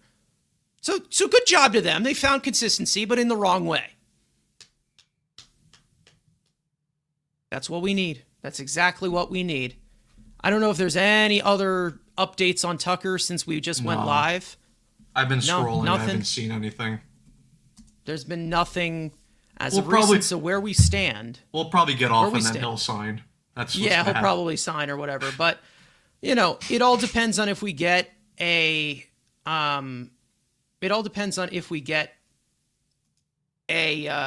story tomorrow of any significance. Maybe we'll go live, maybe we won't. We'll see. But other than that, I think we're going to stay on for about 5 more minutes. And here's some of the latest here that we saw. Jesse Rogers of ESPN said the Blue Jays have made a long-term offer to Kyle Tucker. So here's the latest here. There we go. So this is the outfielder Kyle Tucker, the top player available on the free agent market this offseason, has been offered a short-term deal by the New York Mets that is believed to be worth $50 million per season. Sources told ESPN's Jesse Rogers on Tuesday. Tucker, who turns 29 on Saturday, continues to field offers after he declined a $22 million plus qualifying offer by the Chicago Cubs following this season. Sources tell ESPN that the Toronto Blue Jays have made a long-term offer to Tucker, who is one of the best left-handed hitters in the league. So, again, that long-term deal, it seems like he's trying to be met on in the middle. Maybe he's looking for $40 million a year for 5 years. Maybe he's looking for that, and the Jays are offering what, like $35 million? Like, maybe that's what he's looking for. I don't know. I think it's more of just trying to meet in the middle here, and we'll see. Because at this point, if we're talking about a long-term offer from the Blue Jays, he would have took it by now. Yeah, he would have took it. I feel like he would have. But we are expecting a decision in the next week, so we'll see. Yeah, I mean, we'll see. Like, if it's a thing just based off AAVs, because I'm not sure what the exact, like, again, we didn't get an exact number on how many years the Blue Jays offered. Like, they may have offered 6, and maybe Tucker wants like 8. But obviously, we don't know the exact numbers on that. But if it is AAV wise, because we have kind of heard also, because Ken Rosenthal, when I believe it was yesterday, that he said, the Blue Jays aren't as desperate as maybe what they would have been at the start of the offseason, because they already did agree to a guy on a contract like Okamoto, who can also play some outfield. Obviously, he could play some infield defense. So, I mean, let's see. Maybe the Blue Jays aren't just going to throw exactly whatever it takes to get Kyle Tucker. I mean, I know before the offseason started, I thought that Tucker was going to sign with the Blue Jays, but different signings. Also, the fact that they've already signed the guy to a qualifying offer with Dylan Cease. Maybe that changes their aggressiveness on how far they want to go for Tucker. Ultimately, though, like what you were saying, Carson, like, if the Blue Jays were offering like 8 years per se, 7 years, I think Tucker would have already taken it. So I think maybe for me right now, I think it's just between Mets Dodgers. And I think obviously, and the Blue Jays could come in and offer him like a 45 million AAV for 8 years, and that gets the deal done. But right now, I would say personally, I think it's mainly between Mets Dodgers, and it's whoever structures that short-term deal better. Obviously, we'll see what happens with opt-outs, deferred money. We'll obviously see what happens. But I'm hoping that he could sign this week, because I want to get Tucker off the board, just so we can kind of have that final perspective on how we think the Mets are going to finish this offseason. Because obviously, if they sign Tucker, we know that they're just going to fill out the margins for the rest of the offseason. But if they don't land Kyle Tucker, obviously there is other big moves that the Mets will have to make to fill out those roster spots. Because right now, even on their 50-man, they have 38 out of 40, or on their 40-man, they have 38 out of 48 spots. So they're going to make additions. It's just who they go after to make those additions. I think that it's probably the pivot, if I were to guess, the pivot, if they sign Tucker, I think that they are trading for a starting pitcher. Yeah. I think that that's what they're going to do. If they don't, I think that maybe Framber Valdez comes back on the table if they don't sign Kyle Tucker. And then that includes like trading for a center fielder. Like that's where I think it goes. Would I guarantee that they are going to sign Valdez or Tucker? I can't tell. I think that they are going to trade for a bat and sign a pitcher, or they're going to sign a bat and trade for a pitcher. So there still is other things that they need to, pivot to. And there's not really that much time left in this offseason. That's the funny part. So it's going to go quickly. I'm excited to see what happens here. Maybe the next 48 hours, we know where Kyle Tucker goes. Either way, we're going to hop off here. We've been live for 2 hours, just yapping constantly. Thank you to Matt, Evan for a little bit, but he had to step out. But either way, their links are in the description, so make sure to go follow them. They do their show, Mets Central. And, of course, with our show regularly Friday at 7:30 p.m. throughout the entire offseason. Thank you guys so much for watching. For those of you who tuned in, we hope that you enjoyed the conversation. For those of you listening or watching on playback, if you want to join the conversation in the future, turn on those post notifications to know when we go live. Make sure to follow Mets Weekly on X and on TikTok. Follow all of us individually. Links are in the description. And finally, let's go Mets. Boy, I hope we get to Kyle Tucker. But either way, we'll see you guys next time.